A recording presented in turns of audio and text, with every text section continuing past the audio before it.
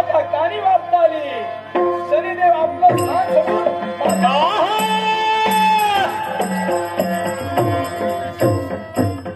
मंगळ लोकांपर्यंत शनिदेवाला हे भौम देवते या विश्वात स्वतःच्या कर्तव्यावर विश्वाचं कल्याण करणारा मंगळ देवते आपल्या कर्तृत्वाला एक ग्रह दुसऱ्या ग्रहाच्या जुळाले स्वागत करतोय. बसाव म्हटलं. आपल्या विनंतीला मान देऊन हे आसन आम्ही स्वीकारतोय. मला सांगा आपली फेरी या दिशेनं कशी काय ओढली? या विश्वात कारणा वाचून क्रिया घडत नसते. आम्ही सहज नव्हे मुद्दामून आपल्यापर्यंत आलो. कळेल का हे मंगळ देवते या विश्वात मनुष्य प्राण्याच्या अंगी रक्त सळसळण्यासाठी आपण प्रेरित करत असतात. त्याच मनुष्य प्राण्याला कर्माचं यथोचित फलश्रुती करणारा हा शरीर आहे. पण हे कार्य जरी आम्ही करत असतो तरी विश्वात आम्हा दोघांकडे तिरस्कारानं पाहिलं जातं. केवळ भीतीयुक्त आदरात आम्ही दोन ग्रह पात्र ठरतो. काय हो या विश्वात पीडा देणारा शासन देणारा म्हणून शनिदेव म्हणतात. पण लग्न कार्यात सर्वात मोठा अडथळा असणारा देव असणारा ग्रह म्हणून आपल्याकडे पाहिलं जातं. हे तर सर्वांना ज्ञात आहे. पण एकमेकाची स्तुती करण्यापेक्षा तुम्ही नेमके काय आलात ते सांगा. याला कारण आहे. काही वेळा सरळ मार्गाने बोललेली गोष्ट ही मनाला टोचून जाते आणि म्हणून सरळ मार्गाने न बोलता आडेवेडे घेऊन बोलतोय. काय देव आहे हे सत्याचे आहेत आणि हे सरळ आहेत. हे सरळच बोलायला हवे. आडेवेडे घेणारे दानव ठेवलेले आहेत. हे मंगळ देवते देवता स्वच्छ प्रतिमा. मग ऐका रंग कसाही असू दे, निळा असू दे तर लाल असू दे, देव तत्व तर देव देतो. शनी देवाचे बोथट शब्द आपल्याला टोचतील आणि म्हणून आम्ही सांभाळून शब्द वापरत होतो. पण ज्या इच्छेसाठी आम्ही इथं आलोय ती इच्छा एकच. या विश्वात मला खात्री आहे माझ्या लग्नाच्या ठाई आलेला अडथळा दामिनीशी माझं होणारं लग्न यात आलेलं विघ्न या आपण म्हणजे माझी छाया करार दामिनीवर पडली आणि त्याने करून तुमच्या विवाहात बाधा आली.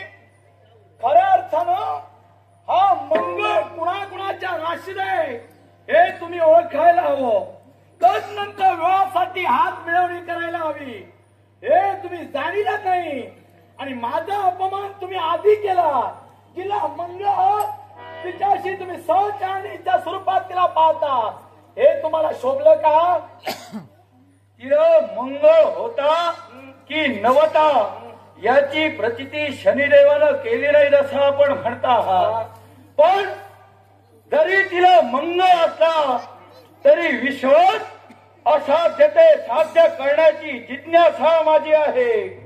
जरी तिला मंगळ असला तरी तो दोष तो पराक्रमावर नष्ट करून तिचा स्वीकार आम्हाला करायचा आहे. शनिदेव हो मी तुमचा अपमान करत नाही. पण मंगळ देवता आपलं कार्य करते तसं तुमच्या कार्यात तुम्ही तदात्मात. इतरत्र देवता आपल्या कार्याशी निगडीत आहे तसा मी माझ्या कार्यात निगडीत आहे. हा मंगळ देव तुमच्यापेक्षा तरी पवित्र नाही.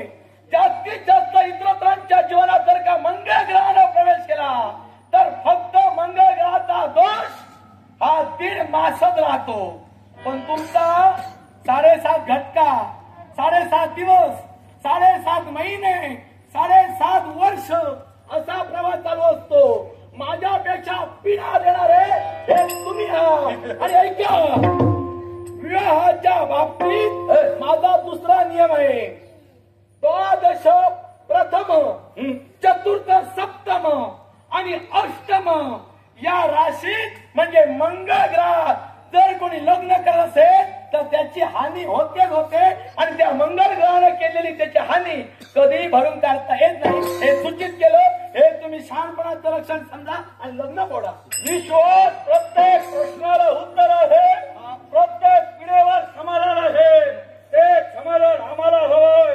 लग्न करेल तर त्या दामिनीशीच करेल. हे पहा, मी तर म्हणतोय तुम्ही जर लग्न दामिनीशी करत असाल म्हणजे माझ्या कार्यात अडथळा तुम्ही बनवतात.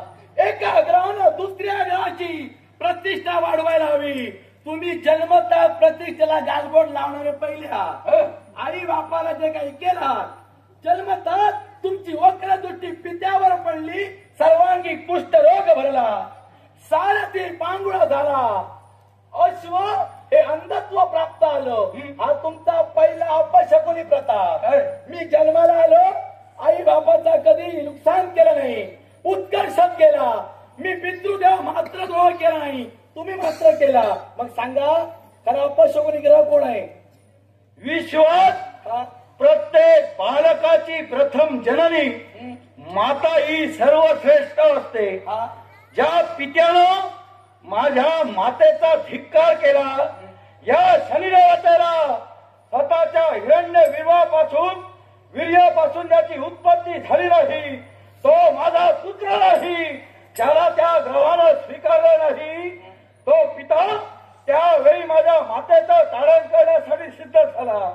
मग मातेच्या स्वाभिमानासाठी आम्ही झटलो, हे माझं चुकलं का? पुत्राला सर्वात श्रेष्ठ देवता कुठची? मातृपितृ देवता. पित्याच्या बाबतीत असा अधर्म करून सुद्धा तुम्ही धर्माची देवता ना, मग धर्माची देवता अधर्म करून सुद्धा तुम्ही देवतत्व कसे काय? न्याय करताना कुठल्याही नात्याचा विचार करायचा नसतो. मी न्याय करत नाही, माझ्या कार्यात बाधा आणतात.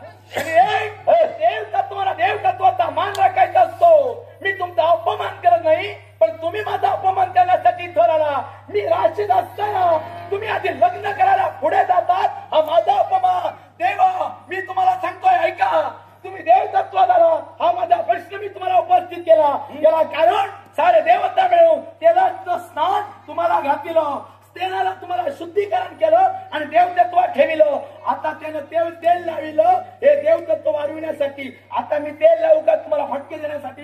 हे मंगळ ग्रह मला फक्त एका साध्या प्रश्नाचं उत्तर द्या. असं कोणत्या?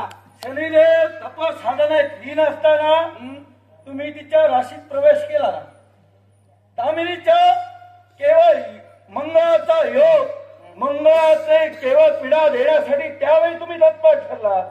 वचन आम्ही तत्पूर्वी घेऊन मोकळे झालो होतो. शनिदेव या विश्वात स्वतःचा शब्द पाळण्यासाठी या विश्वात माझी कीर्ती अजरामर आहे. मग आम्ही दिलेला शब्द मोडावा, या ग्रहाची कुठेतरी नाचक्की व्हावी, माझा सन्मान धुळीस मिळावा, हा आपला उद्देश आहे का? ऐका, तुम्ही भक्ती करत होता तेव्हा मी प्रवेश केला नाही. मग मी प्रवेश केव्हा केला? तिच्या जन्मताल मंगळाने प्रवेश केला. हे तुम्हाला जाणायला हवं होतं, पण तुम्ही ते जाणीलच नाही. मी तिथे येऊन काय केलं? मी माझी करार शाळा दाखवली आणि मंगळ ग्रह अधिक प्रखर केला, तिच्या विचारात बदल केली, त्याने देवतत्वाचा मान दाखवा. मी ग्रह असताना लग्न होऊ नये आणि विश्वाला नको तो आदर्श मिळवू नये. उद्या कुणीतरी विचारे तिच्यात मंगळ असताना तिचं लग्न करून संसार सुखमय झाला तर आम्ही केलं तर काय केलं, असं पुढे प्रश्न येऊ नये म्हणून मी ते केलं. यात माझं काय चुकलं? दोष तुमचा नव्हता हेही मी मान्य करतो, पण यावेळी आमचा शब्द आम्हाला महत्वाचा आहे. माझं लग्न तिच्याशी व्हायला हवं आणि याच्यासाठी आपली पिढा दूर व्हायला हवी. मी प्रथमच म्हणालो तुम्ही अतिक्रमण करता, ते कुठंतरी थांबवा. लग्न मला विचार करा आणि त्या पद्धतीने वागा.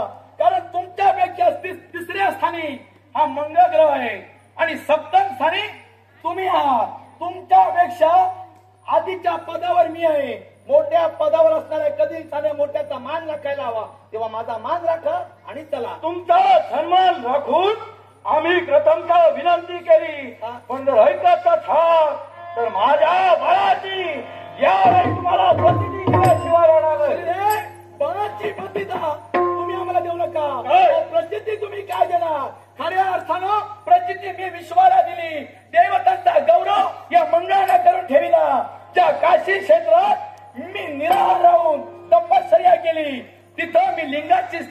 केली, शिवाला मिळविलं आणि त्या शिवलिंगाला माझ्या नावावरून मंगळेश्वर तीर्थ क्षेत्र असं नाव पडलं. हे माझ्या नावावरून पवित्र क्षेत्र झालं. आद्य विनायक त्याला मंगलमूर्ती माझ्या मंगळ नावावरून मी केलं. देवतांचा मोठेपणा मी वाढविला. तुम्ही तुमच्या जीवनात असं काय मंगळ केला ते दाखवा. या विश्वात हा?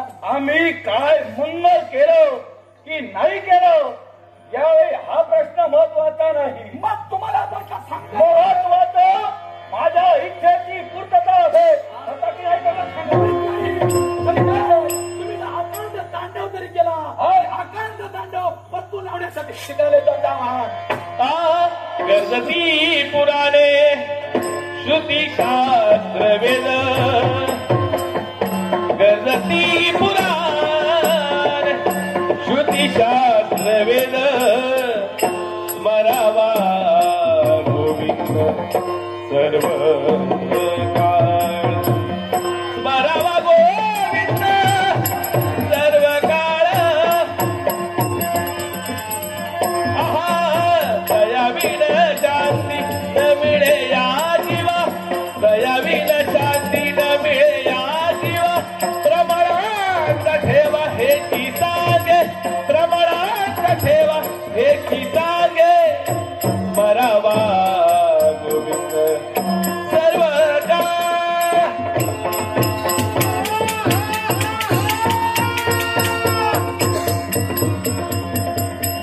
होय मंगल हो यावेळी आमची इच्छा तू पूर्ण करत नाही. इच्छा पूर्ण केल्याशिवाय